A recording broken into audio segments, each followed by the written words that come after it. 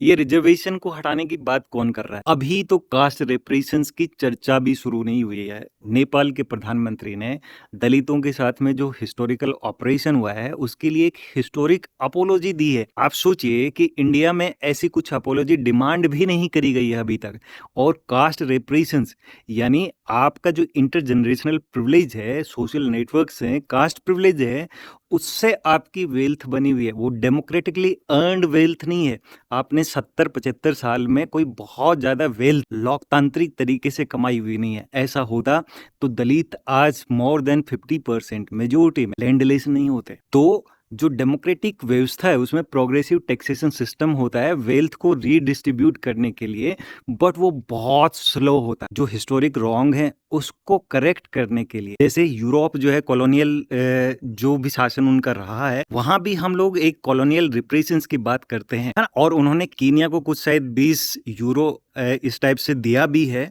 तो आप सोचिए, है ना, हम इतना तो डिमांड कर ही सकते हैं। आपको कास्ट प्राइड भी चाहिए और आपको जो है उसकी जिम्मेदारी भी नहीं लेनी। तो अभी तो हमको रिप्रेजेंटेशन के लिए जुडिशरी में भी डाइवर्सिटी चाहिए, वहां भी हम लोग आरक्षण की मांग करने वाले हैं और वो फाइनली होगा ही। इवन जो पॉलिटिकल पार्टीज के अंदर जो पोस्ट हैं वो भी रिजर्वेशन के थ्रू होनी चाहिए, ताकि हर पार्टी के अंदर डाइवर्सिटी रहे। ऐसे नहीं कि कोई पर्टिकुलर पार्टी वो ब्राह्मणों की पार्टी है, पर्टिकुलर पार्टी है वो जाटों की पार्टी है, पर्टिकुलर पार्टी है वो राजपूतों की पार्टी है या अपर कास्ट पार्टी है।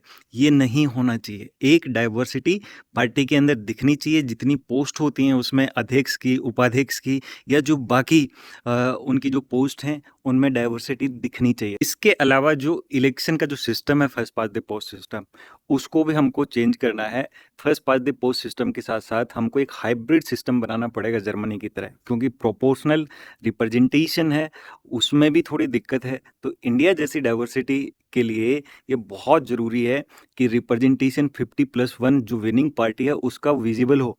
अभी जैसे भाजपा जीतती है 36 या 37% वोट शेयर पे, तो टोटल शायद पिछले लोकसभा में 66% या 67% ऐसे कुछ वोट्स टोटल वोट पड़ा था, और उसमें से उस 66-67% का 37% मिला, यानी 25% वोट से 25% वोट से कोई पार्टी पूरे इंडिया को गवर्न कर रही है। ये डेमोक्रेसी नहीं कही जा सकती। इसलिए इस स्टेट में ये देखा जाता है जो हार गई है पार्टी, चुनाव नहीं जीती है, उसके पास में उस पर्टिकुलर स्टेट का वोट शेयर ज्यादा होता, लेकिन सीट में कन्वर्ट नहीं होता, तो वो पार्टी का रूलिंग में कोई रोल ही नहीं होता। तो ये बड़ा पैराडॉक्सिकल सिस्टम हमने बना दिया है।